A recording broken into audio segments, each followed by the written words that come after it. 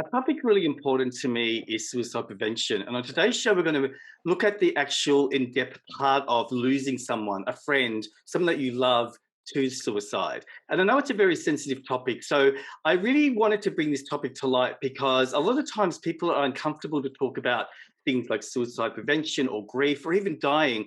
And I guess on today's show, we're going to be speaking to someone who lost a friend and he's going to talk to us about his experience.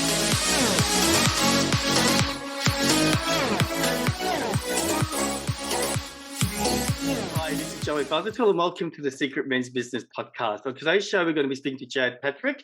He's on the team. You would know him from some of the segments that he ran and meditations and so on. And he's also been on the podcast before.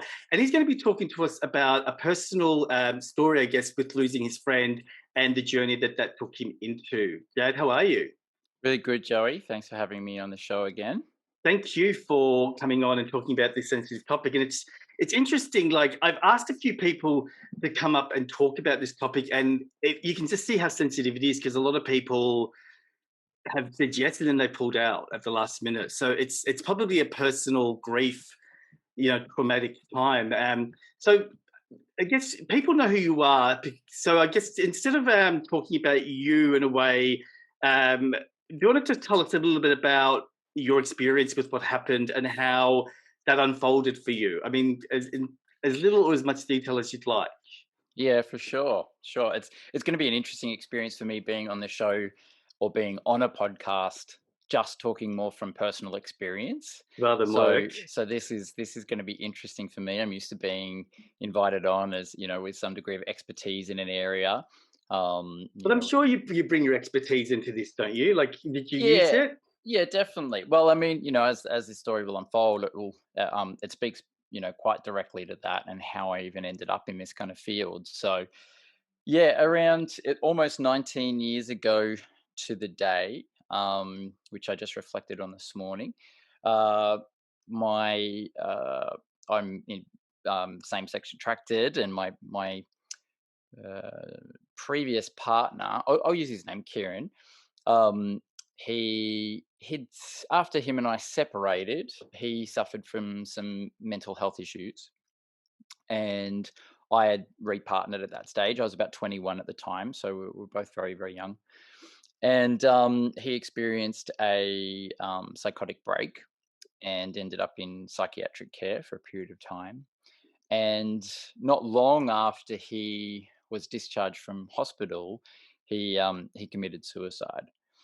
And So I was he was only 21. he was Sorry. only 21. So, Wow. I was looking at his photo just before. I'm like, "Oh my god, he was a baby." We really were still kids in many ways, Mm. but capable of, unfortunately, very adult sort of decisions, I suppose. So yeah, so it was an intensely traumatic experience for me and for obviously his family and for his close friends Mm. at a time in your life, I think, as well, when you really are cementing friendships, where it becomes more than just you kind of lump with people in high school. Mm. In your early 20s, you're kind of really forming those kind of lifelong sort of bonds. Mm. And And to have, I was also mm, thinking 17 years ago, we probably didn't talk as openly about it as we do now. So absolutely. you would have been so do you mind if I ask how you found out? Like, was it a call or? Yeah, so I remember the day pretty vividly. In fact, a few days before, I was out for dinner for someone's birthday, and Kieran came along, and I remember saying, "Oh, you should come out for a drink afterwards." And he just seemed intensely depressed and a very sad look in his eyes, and he's like, "Oh no, I don't feel like coming out." And I said, "Oh, I'll see you soon." And he said, "Yeah, yeah, sure." And I remember having a very sinking feeling at that time, and just being a bit worried about him. And then a few days later, I remember driving to work one morning, and I'm not necessarily an esoteric or spiritual person at all. Like I've dabbled in all those sorts of areas, but I'm basically a secular atheist. But I remember having a horrible sinking feeling at around 11 o'clock as I was driving to my shift at work that day. Mm. I was working out in Fountain Gate at the time, and and I drove home, and I remember, yeah, knocking on the door or getting my keys and coming through the door, and my mum answered, and my partner was there at the time, and mum just straight out came and said, "I don't know how else to say this, but Kieran killed himself this morning." Mm, And I remember, like, a bird's eye view perspective from the rest of that week. It's almost like I see it from a bird's eye view. And I remember I kind of leapt up into the air and fly kicked the wall. And I'm not a one who normally expresses myself in kind of, violent or aggressive ways like that. It just, my body took over. And I remember my partner at the time, Adam, sort of held me and kind of sort of had to hold me kind of still, because I was just kicking and punching, and mm.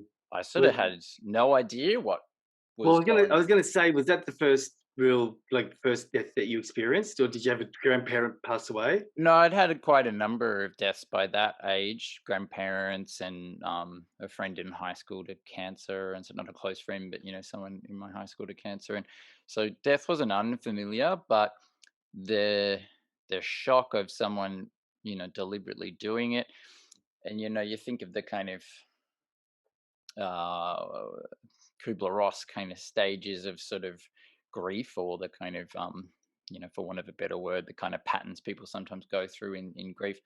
At that point, it was this almost physiological, angry kind of outburst.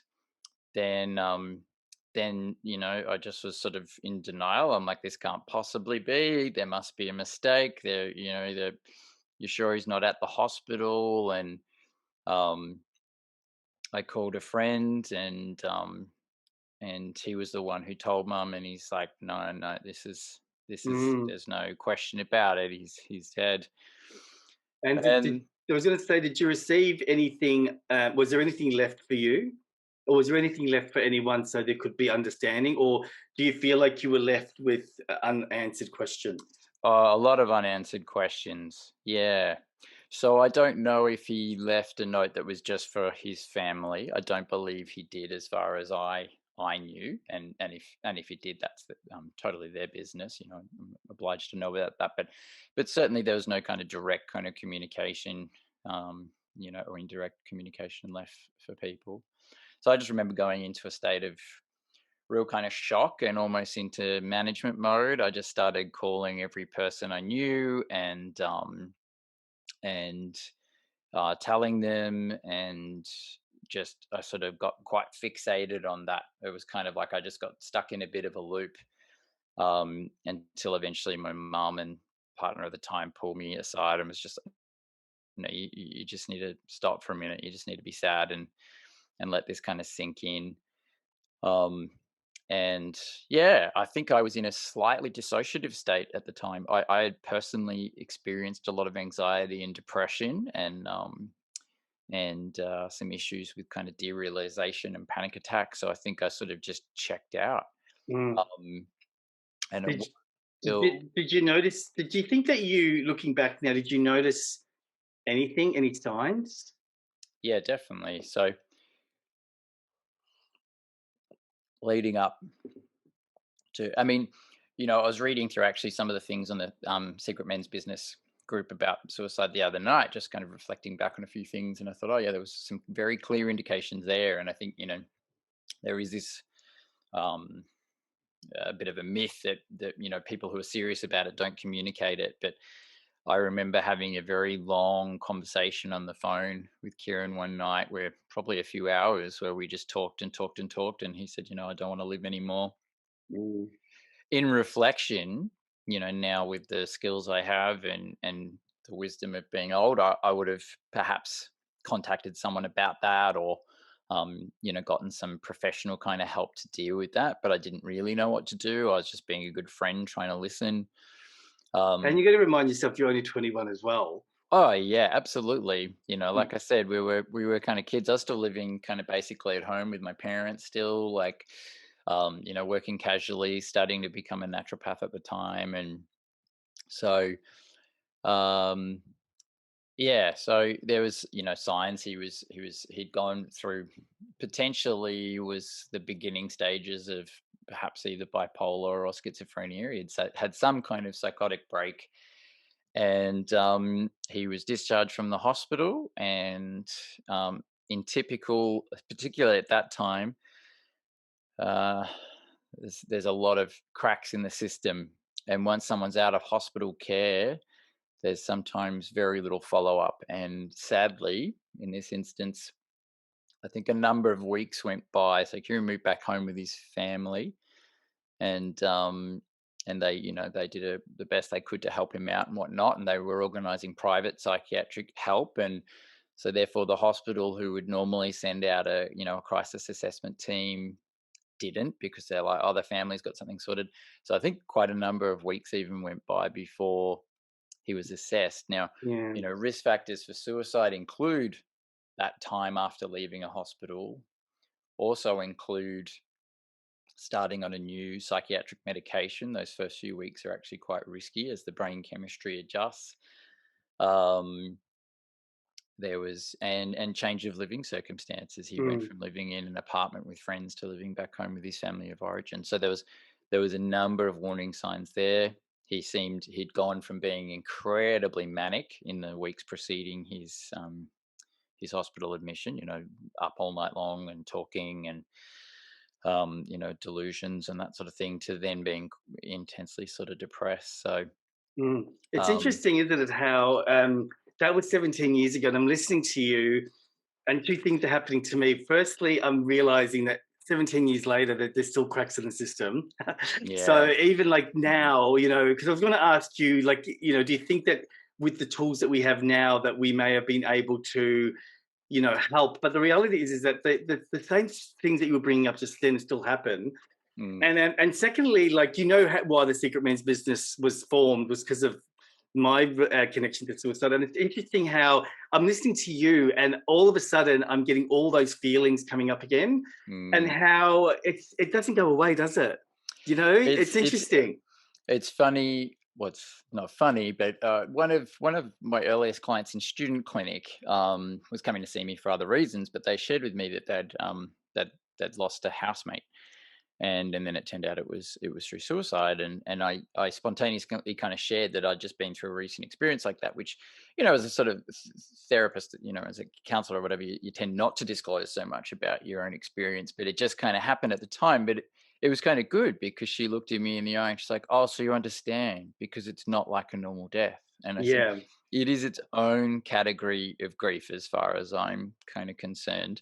And certainly in terms of my experience of it, it was nothing like any other grief I've experienced. There's the existential challenge of someone deliberately wanting to take their life, that, the pain of whatever they were going through, or the lack of meaning of what they were going through, um, resulted in that. So it is a different death. It leaves a wound that I think will probably hurt forever. And for many years, I thought this is an unbearable burden to carry. And particularly, when I was 21, it was 19 years ago, actually, um, it was seemed impossible.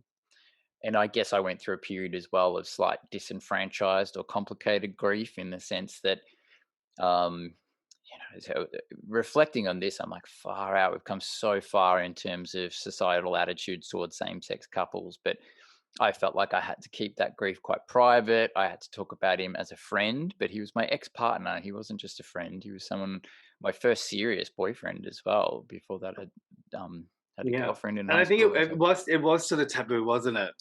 Yeah, definitely. It definitely, and there was all sorts of complicated background factors in terms of that. So uh I think, in terms of cultural understandings of death as well, I was working in a casual job in a retail sort of health food store, and I don't. Some of the staff are incredibly understanding, but there was this kind of push, like, "Oh, when are you going to be back at work?" kind of thing. And I remember overhearing one manager sort of saying, "Oh, Jad's really dropped the ball since he lost his friend," and I was like, "I'm fucking selling vitamins, like." Yeah. I mean, like, I guess, yeah, there was just an ignorance with, because it was not talked about. I mean, like, I it's interesting, like, because I've had so much suicide in my life, like more than anyone could possibly have, not just with work, but with personal stuff. Like, I think I just created an understanding that not that it's okay to do it, an understanding that if it happened and I hear about it, then I find this peaceful place within myself to go, okay, that was what they wanted. You Mm, know what I mean? Like, I understand the whole sadness of it, and I understand that we could have saved them, but the reality is that in that moment, they're gone, mm. right? So I was just trying to find a space because I'd lost so many people. Like, I lost 3 people in the span of a week. Yeah, Wow. and Yeah, the far twisted out. part of it was I was the last person to see all 3. Mm, Right, so that made it really, really bad, and I remember when I met this guy that I really, really liked, and I've been pursuing him for a long time. Finally, he caught my attention. We went home together, and he died the next day. Can you imagine? mm, mm. Like, so for you, what long-lasting, what do you think has been the long-lasting impact of that for you? Like, for me, I guess I found a process to sort of heal and to Mm, not attach. But for you, how did you get through it, or mm, what did you mm. put in place? Well, I mean, the first immediate sort of thing, I was incredibly lucky to have very, very supportive family and friends. So I was surrounded by love at the time, and in some ways that the bond of that experience has cemented some, forever lasting friendships. So I'm really grateful and very lucky that I had that at the time. That which a lot of people don't, especially in the area of, at that time of same sex relationships and whatnot. Uh, Moving through the grief, probably a year into it, I realized I don't feel I'm getting any better, and I think it had stirred up a huge amount in me. There was a part of me that was like when I met Kieran, I was like, we actually grew up in the same suburb and had similar sort of friendship circles that overlap, but we met as adults. As young adults, and there's a part of me that was like, oh, we'll be able to get through anything. We stayed close friends even after we broke up, and so I felt really let down. My early teenage years, I experienced a lot of suicidal ideation, and as many same-sex attracted people do, and I sort of had this hope with him that I've got someone who's had a shared experience, we'll get through this together. So I felt a little let down, but at the same time it also made me then resolute to never do that.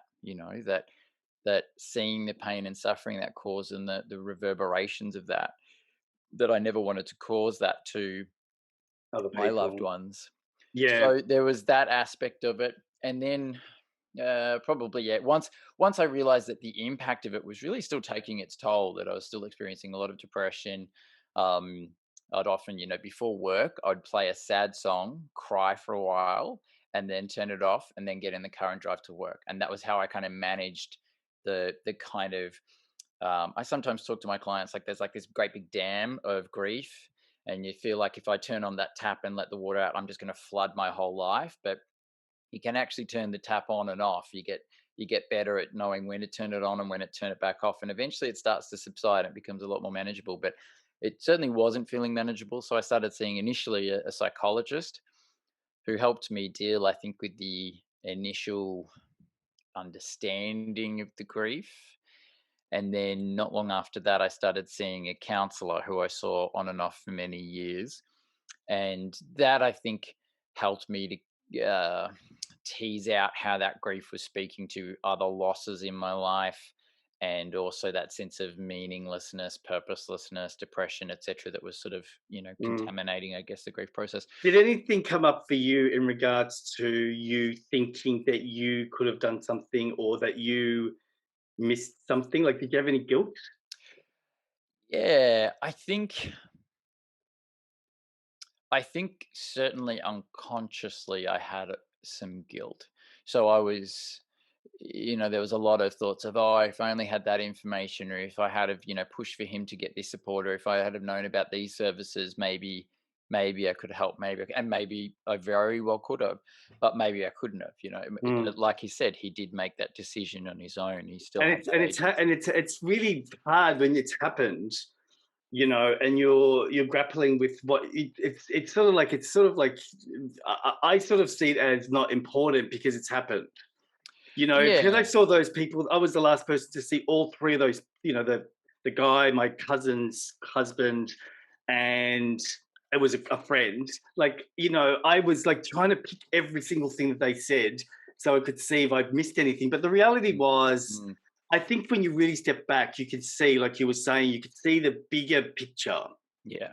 That people probably, I know I didn't pick up as being something that someone would take it to that level.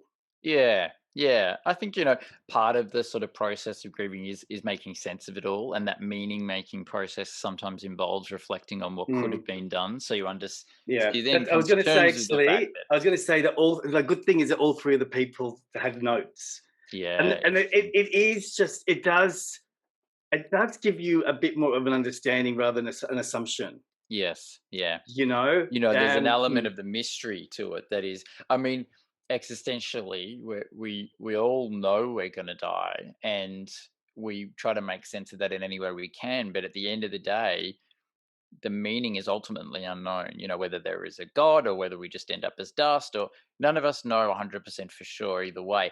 And so the ambiguity is already there with death. Mm, That is terrifying in and of itself.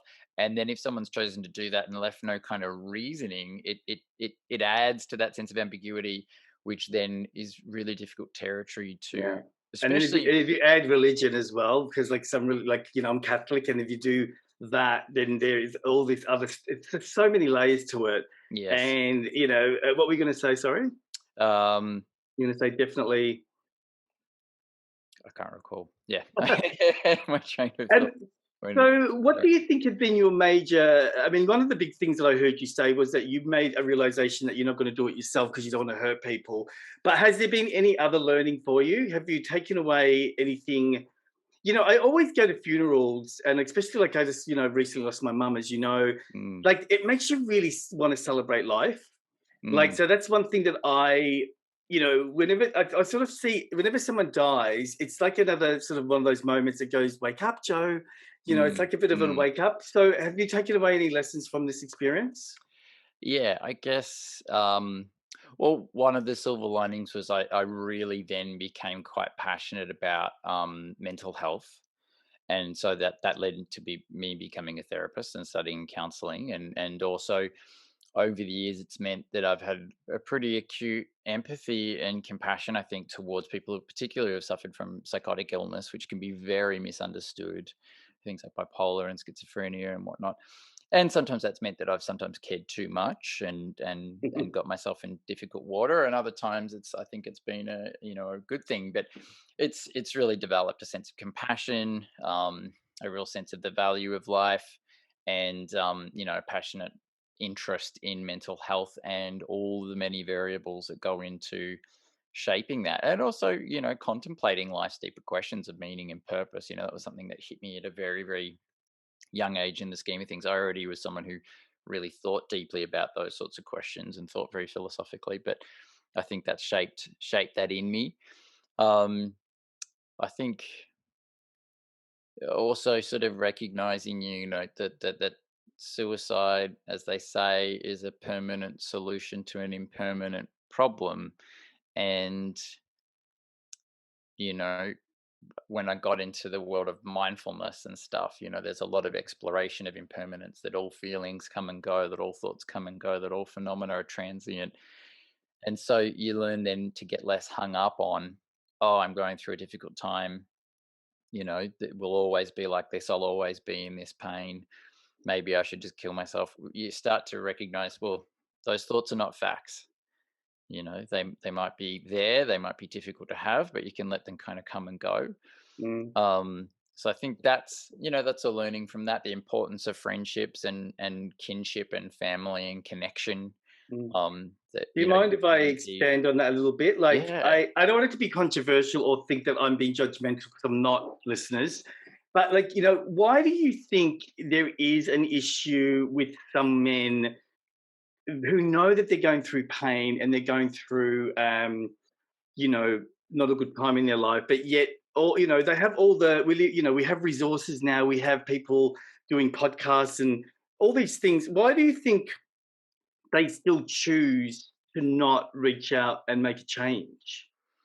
Like, and Mm, I know this is not a judgment to anyone. This is just more an opinion, so we could learn. Because I do think mm, that there is a trend for some people, because we still have suicides happening. So even though we've got all this knowledge now, that there is something that stops someone from actually thinking of beyond that, like you were saying, beyond that feeling of that moment. yeah. Why do you think men are more likely to stay stuck in that versus Well, I say, mean, I think there's it depending on age groups as well, that men tend to be a bit more impulsive in their early 20s, and that's a huge kind of demographic of so I think there's that intense emotionality, and then using the problem solving as part of the mind to solve an unsolvable problem. You know, life is not a problem to be solved, and feelings are not problems to be solved. We need to move through them. We need to feel through them. Men are not taught, I think, as well emotional literacy, how to feel into emotions. I think men's approach to emotions can sometimes be different to women's. We tend to approach things more in a cognitive kind of way as opposed to a feeling kind of way. That's being very generalist, sure? and Because, there's also shifts in between both. recently we had a 9-year-old boy who committed suicide. Mm, Nine, right? And it was very traumatic for everyone, the therapists, the supervisors, the parents, and all that. And we were talking about how does a 9-year-old boy learn that life is not worth living? How mm, it mm, is quite a daunting question and something that we need to explore, because if younger men or younger children are having those thoughts, then we need, because I heard a lot of people in 2020 saying that their kids were saying that sort of stuff, mm, that they don't want to live because of the, well, I guess because of the panic and of COVID. mm. So I know this is, again, this is a loaded question, but like in your eyes, what would be something that would be really a good direction for us to start taking, so we can start dealing with this problem in a much more, emotional and fluid way? Would it be mindfulness, like you said? Well, no, I think the question's hugely, hugely, hugely broad, and an interesting thing that I think is worth perhaps discussing, and could be, a whole series of podcasts, if not books in itself, is the meaning crisis we're going through as a society. We've become, in not that long ago, religion did provide an understanding of the world. um, since the sort of age of the Enlightenment, and science and reasoning, we've got more objective ways and rationalist ways of understanding the world, which can lead to a sense then of emptiness of external meaning. So we have to come up with an intrinsic sense of meaning, and I don't think contemporary society provides that. Advertising, social media generation, capitalism, all of these things, kind of individualism. I think they all just speak to what Joel Voss, a researcher I follow, calls hedonic senses of meaning. That we derive meaning through a sense of pleasure and good feelings. A beautiful holiday, a nice house, a relaxing massage, um, a great concert. All of those things are meaningful, but they're very transient, and they're contingent on good feelings. Mm, And he talks about other sources of meaning that are more apparent in other cultures, perhaps, of connection to something bigger than you, of contribution to community, of a sense of personal resilience, or you know um, autonomy, and then sort of existential themes of just deriving meaning at the sheer fact that we're alive. That is fascinating and meaningful in and of itself. And I think those kind of discussions, they don't fit into sound bites. They don't fit even into a half an hour podcast, for that no, matter. yeah, There's something that is, you get into the flow of meaning in life. You find meaning through a direct experience of it. It's not something that's just purely arrived cognitively. Sure, you can arrive at a belief system, and that might give you meaning, but sometimes, in the dead of night, when it's quiet and you're left to reflect and stuff, you can still question that. Like, I think that's a huge part of it, and it's something yeah. that's not often discussed. We talk about things far more from the emotional perspective, the biological perspective, um, And I think and there is that too. I think in the case of men, it's our limited, it's gotten so much better. And Are You Okay Day and all of that stuff means that men are much more free to talk about their feelings. But, you It's know, still a long way to go, though. yeah, there's still that kind of gendered thing where men's, they can express anger and excitement, and that's kind of about it. There isn't a culture of kind of, I look at a lot of guys though I know in their 20s and how much better they are at showing physical affection, of really listening, of taking care of one another, compared to my sort of parents and grandparents generation, and that gives me hope. But Mm. then there is also, the comparison effect of social media, which I think is, It's going to playing be a big role. dangerous. So I mean, I sort of, it's interesting because I feel that it is got to do with the experience, like you said. It's got to do with if some people have a crisis or a situation that causes them to be fractured, and then they have to be rebuilt, and through that rebuilding, they learn all those things. Because I'm not saying that I've experienced something that is giving me the ability to understand a lot more, but the reality is when I couldn't walk, right? And now, that was like something that no one else around me could understand. mm, And so that fear and that sort of stuff they had to go through. And so I've now got these sort of friends that have gone through similar experiences. And we have, one thing I've noticed is that a lot of us have simplified life. Like life is a lot more simple because mm, we've gone through this really situation that was really painful and really hard, but you come out of it and you go, all that other stuff doesn't matter. mm, mm, And it is, I wouldn't have known that if I didn't go through what I went through. Like, mm. because I like materialistic things and all that, but like now, I really honestly feel like I could live in a small box and not care.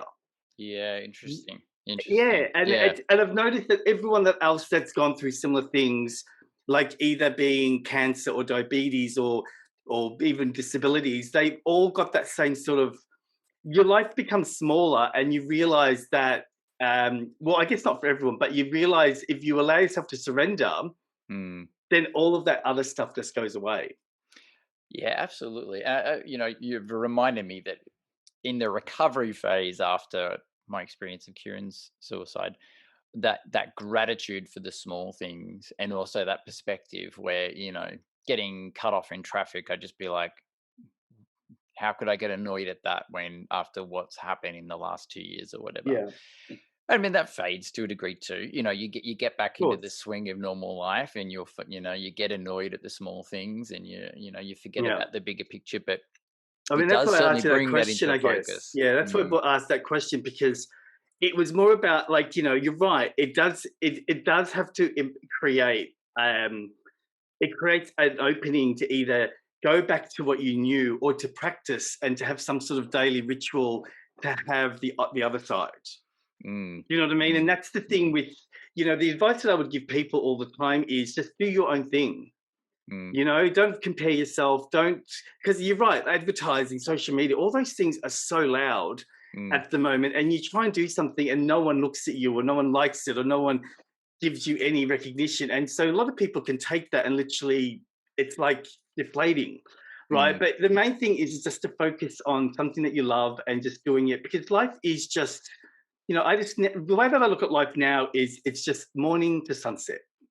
Mm, You know what I mm. mean? What can I do in that time rather Yeah. than getting caught up in all this? I mean, I can tell I'm old. All this social media, like stuff that is all about getting likes and getting people to like something that isn't really important. Mm, I'm mm. sure a body is important, but you know what I mean? That's why I'm saying I'm old. Yeah. But, I think that's a big part of it. I mean, you talked about it as well. Like, your friend, your ex did what he did, and then you found your calling Mm. at a very young age. And that's the thing. I think we've lost the ability to find our calling. Yeah, yeah, I agree, and I think it speaks back to that meaning and purpose thing we were just talking about, and also the tyranny of choice. We live in a world where there is so many options available to us, and I think particularly for young people, that is daunting, Mm, misunderstood by perhaps people who are a bit older because their choices were a bit more limited, and they're like, "Oh, you're yeah. so grateful. There's so many things you can do, so many great courses, and you can." so many options, but that also means that, and that's the existential theme again of freedom versus, the fact that we live a finite sort of existence. Is when you're free to make whatever choice you want, you ultimately have that responsibility, and responsibility is also kind of terrifying. um so I think, yeah, I think it's that. There's the fact that we're living in a world now where there's this kind of instant feedback and comparison, and but also this kind of like everything turns over so quickly. So there's Basically. not that time to pause and reflect, And the number one job for 16-year-olds to 20-year-olds is to be famous. really. Yes, That's that's the number one career is that's fame. interesting. It That's is interesting. I mean, interesting. there's always been themes of that, people wanting to be rock stars or people wanting to be astronauts. There's an aspect of kind of status and celebration, but I think that, and we know physiologically as well that those kind of eh, phones and stuff like that trigger all that dopamine release, and it really Yeah. hijacks the brain in ways that are a bit different to I think I agree with any you. year of the This past. needs to be a series of podcasts because it is a big topic, and we have to go. But like, thank you so much. I mean, and you've got such an insight and a way of saying and explaining things. So I'm going to ask you to come back again. Yeah. And I think this is something that is really needed, Yeah. right? As much as like, we know that there's hundreds of men doing this sort of stuff, but the reality is out of those hundreds of men that are passing and having these conversations, there are thousands and thousands of men that need to hear it. Yeah, definitely. So Yeah. it's just about getting the word out there. So Mr. Jad, thank you so much. You're very And welcome, Joe. and like you said earlier, before we started, it's a really good point. If anything in this podcast, brought anything up for you, please. We've got all the links to all the support numbers, Lifeline, and so on, down below to get the support that you need. And just again, if you're at least part of the Secret Men's business, please, please, please go to the Learning Center because we have a lot of information on this topic. We have units and videos and documents. So please utilize all the information that we've got as Yeah, it part of really that is group. a great resource. I had to read through it, and even as a therapist, I was like, "Oh, I didn't know that," or "I didn't know that fact," or yeah, I highly recommend it. Thank you, mate. Have a great day, and we look You forward to too. seeing you on the next one. See you, Joe. Take care. You've been listening to the Secret Men's Business podcast. Now, the podcast is out on Mondays and Thursdays. So Mondays will be a brand new podcast. Thursdays, we're doing retro podcasts from the past. So you get to hear some of the oldies from over a year ago. And don't forget to hit the like button and subscribe so you get notified of when the new podcast is out. So have a great week, guys. Bye.